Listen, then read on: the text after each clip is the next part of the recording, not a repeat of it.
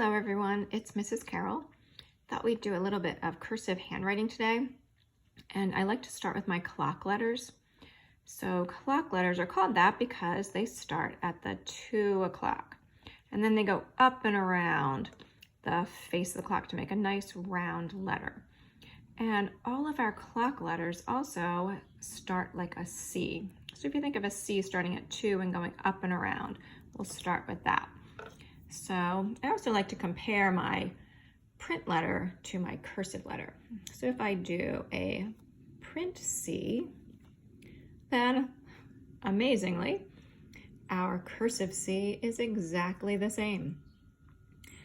The reason it's the same is because it already has that tail, and we'll talk about tails in our other letters. So the thing about cursive is you want to connect the letters. So C's are kind of fun to make. It's almost like making a wave. So if I make a C, I'm going to start at that 2 o'clock, a little bit below that dotted line, go up and around, and then up and around to my next one and back. Up and around to 2 o'clock, and then back. Up around to 2 o'clock, and then back. You want to make sure that it kind of like a wave, but your wave is really tight and closed there. So my first C can start at that 2 o'clock, go up and around. My next one has to connect. Stop at that 2, go back and around. Stop at the 2, go back and around. So there's some C's connected. So if I think about that, let's try an A. So a print A actually starts at that 2 o'clock if I think about it and goes straight down. So to make it cursive, I just have to put that tail on, just like that. So let's see how that looks if I don't pick up my marker. I'll start at that 2 o'clock, go up and around, and there's my tail. Just kind of makes a nice flow. So up and around, there's my tail. So that up and around gives you that nice curved top. And can I connect all my A's? So let's see, up and around, and then up and around, and now back trace over. Up and around to the 2, back trace over, and close that C off. So I can make lots of A's. My next letter, if you can do a C and an A, then let's move on to a G. Now if I think about my lowercase g, let me start up here. I'm going to start at that C at 2 o'clock, go up and around, close it off like an A, and then go down into the dirt. Very similar to my print G. I just need to continue that dirt part up and around. And my first G got a little bit chubby. So if I want to connect my G's, start at that 2 o'clock, make my C, close it off like an A, and go down in the dirt. And I can make a whole row of G's. You can see sometimes they're not exactly touching that line, but that's okay too. Now, moving on, let's do a D. So D is going to start like a C at that 2 o'clock, up and around, this time up into the sky, and there's my tail. So starting at that 2, up and around, up into the sky, and there's my tail.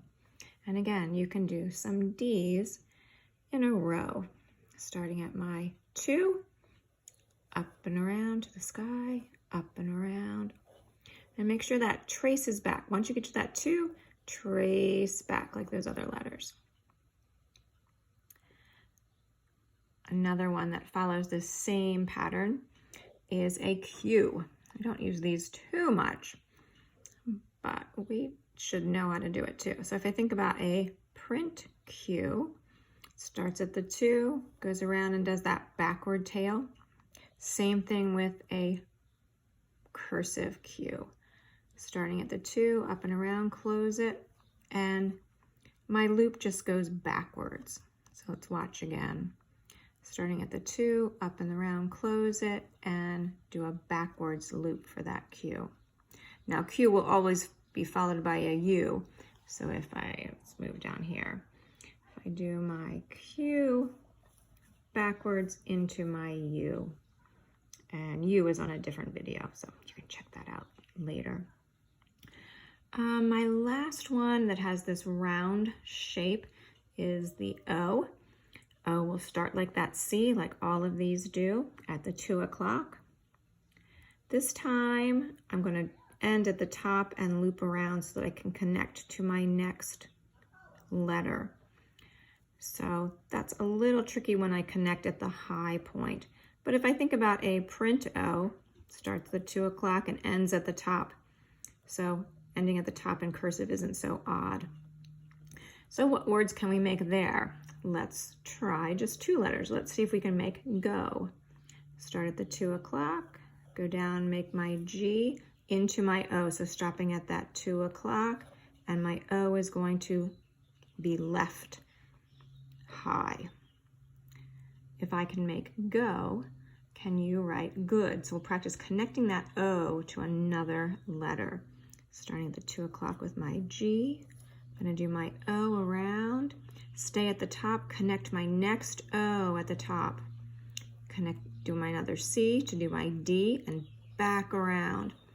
And those O's have to stay really high when you're connecting. So there's my good. And if you're doing good, great job for you. Another word with that O keeping high would be do. So let's connect that D to another letter. So let's practice our starting at our 2 o'clock, making our D go up, and then my O, and it ends with the up swing or up tail. If you can do dog, if you can do do, let's do dog. So let's add that G. So we're connecting from that O from the top. So starting at the 2, up and around, do my O, stopping at that 2, back and around, and then my G that goes into the dirt at the bottom. And I might have been a little shaky on that one, so let's try again. Here's my 2 o'clock, go around to my D, up, stop at 2, stay high for my O to connect to my G. And how about dad? It is May now, so Father's Day will be coming up in June, so you might want to write to dear old dad. So we're going to start with that 2 o'clock. The D goes up. The A is going to go around to the C, and this time the A stays down. So make sure you go down to that line before you connect that next one. See the difference between the A connecting and then the O connecting up here.